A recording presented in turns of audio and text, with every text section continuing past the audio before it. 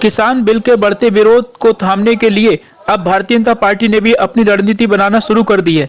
इसी के तहत आज भारतीय जनता पार्टी के खाद्य एवं प्रसंस्करण मंत्री के साथ सांसद विवेक नारायण सेजोलकर ने प्रेस वार्ता की और 16 तारीख को एक कृषि सम्मेलन आयोजित करने की बात कही। इस अवसर पर हमने उनसे बात की।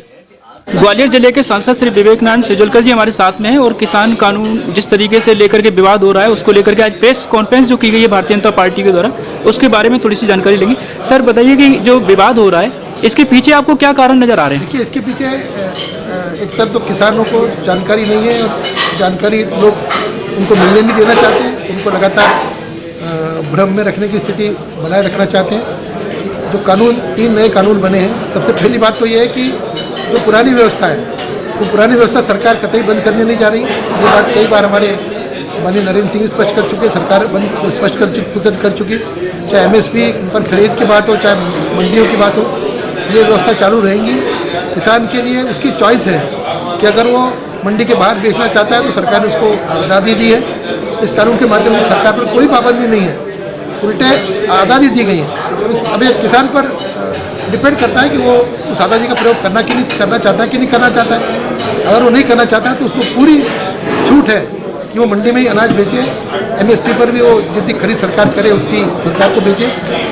पर ये लगातार भ्रम की स्थिति इसलिए उत्पन्न की जा रही है इस बारे में, चूँकि हर बात को लेकर के मोदी जी को बदनाम करने की कोशिश जो ताकतें कर रही हैं, आज दुर्भाग्य से वो ताकतें भी इस किसान आंदोलन में सक्रिय दिखाई पड़ती हैं। मेरा मानना है कि किसान बंधु ये बात समझे और मेरा उनसे निवेदन है कि ये जो कानून में संशोधन हुए हैं इसमें किसी प्रकार की पाबंदी किसान को नहीं है।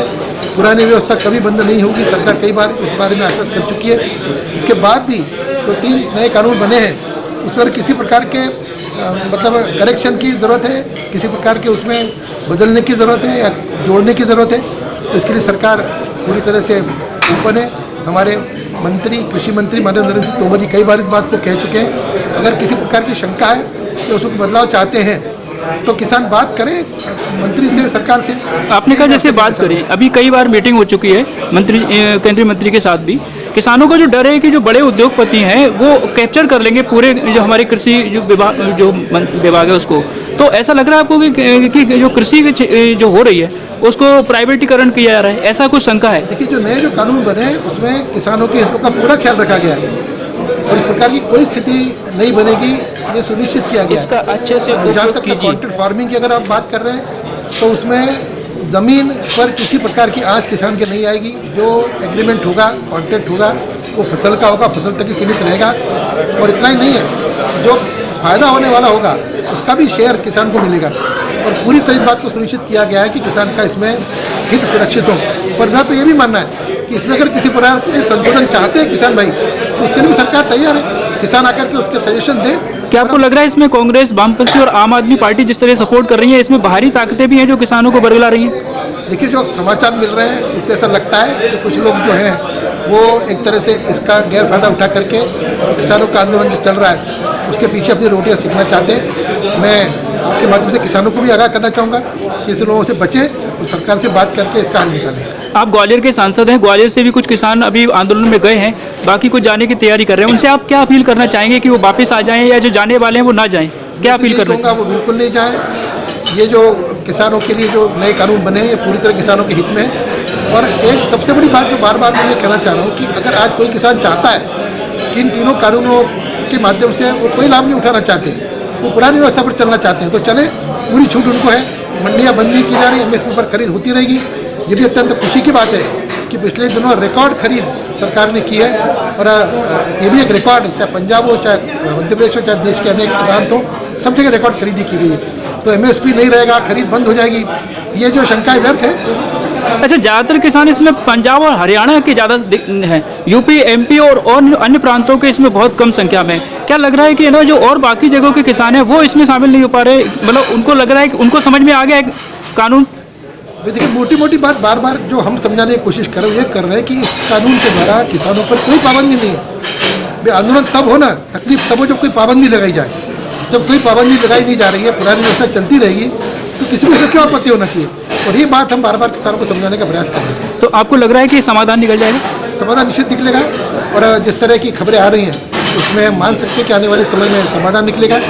और समाधान निकलने की जिम्मेदारी सरकार पर भी और किसानों पर भी है। सरकार पूरी तरह तैयार है। सरकार तो झुक गई है। सरकार बार बार कह रही है कि अगर कोई संशोधन चाहते हैं तो हम करने को तैयार है। और जो पहली मीटिंग में, दूसरी मीटिंग में जो किसानों ने जो आशंकाएं व्यक्त की थी इन तीनों कानूनों को लेकर के, इन आशंकाओं को पूरी तरह नरेंद्र सिंह तोमर जी ने एक तरह से उसका समाधान किया है। पर अब वो कह रहे हैं कि पहली शर्त यह है कि तीनों कानून रद्द करो। तो इस तरह तो बात नहीं हो पाएगी। इस तरह बात नहीं भाई, तो आपको लग रहा है समाधान निकलेगा जरूर? समाधान निकलेगा।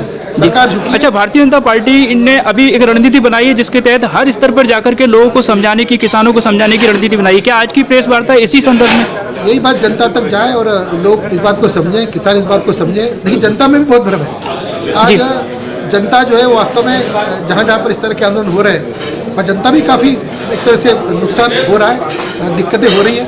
ये जनता को भी समझाने की ज़रूरत है इस बात को कि ये क्यों हो रहा है। तो आज से आपने समझाने का प्रयास शुरू कर दिया, या आपका प्रयास भी जब तक चलता रहेगा जब तक आंदोलन चल रहा है? हम तो हमेशा से प्रयास कर रहे हैं। इसके पहले भी भारतीय जनता पार्टी के सभी सांसदों ने अपने अपने क्षेत्रों में जाकर इसके बारे में बताया था। सर, मैंने बताया ना, किसी को बरगलाना बड़ा आसान होता है, किसी को भड़काना बड़ा आसान होता है। सच छुपा कर बार बार झूठ बोलते। आज भी देखिए टीवी पर आप देखेंगे तो एमएसपी की बात उठाई जाती है, जबकि एमएसपी का और एपीएमसी कानूनों का, मंडियों का, इन तीनों कानून से कोई लेना देना नहीं है। सर, एक चीज़ और समझ में आ रही है कि किसानों को इतना समझाया जा रहा है फिर भी है ना, मतलब वो समझ नहीं रहे। मतलब उनको कहाँ भ्रम पैदा हो रहा है? मतलब एमएसपी नहीं रहेगी, ये बार बार भ्रम पैदा किया जा रहा है जी कि एमएसपी नहीं रहेगी, मंडियाँ बंद हो जाएंगी जी, और बड़े घरानों के हाथों में व्यापार चला जाएगा जी। ऐसा कुछ नहीं होने वाला। जो व्यापार की बात हो रही है, कॉन्ट्रैक्ट फार्मिंग की, उसमें पर्याप्त सुरक्षा किसानों के लिए रखी गई है। और फिर भी देखिए, किसानों पर डिपेंड है, उसकी मर्जी है, तो नहीं बेचे, तो मंडी में ही बेचे। क्यों बेचे बाहर? कोई जरूरी नहीं। यानी पुरानी व्यवस्था के साथ नई व्यवस्था लगेगी। हाँ, नई व्यवस्था आज़ादी देने के लिए बनाई गई है। अगर किसान आज़ादी नहीं लेना चाहता, कोई किसान आज़ादी तो नहीं ले, पुरानी व्यवस्था में बेचे, मंडी में बेचे, दलालों के माध्यम से बेचे। Okay sir, thank you. तो ये थे विवेक नारायण सेजुलकर जी, जो कि ग्वालियर जिले के सांसद हैं। आज भारतीय जनता पार्टी की जो प्रेस कॉन्फ्रेंस हुई है उसको लेकर के इन्होंने स्पष्ट शब्दों में कहा है कि पुरानी व्यवस्था के साथ नई व्यवस्था लागू रहेगी।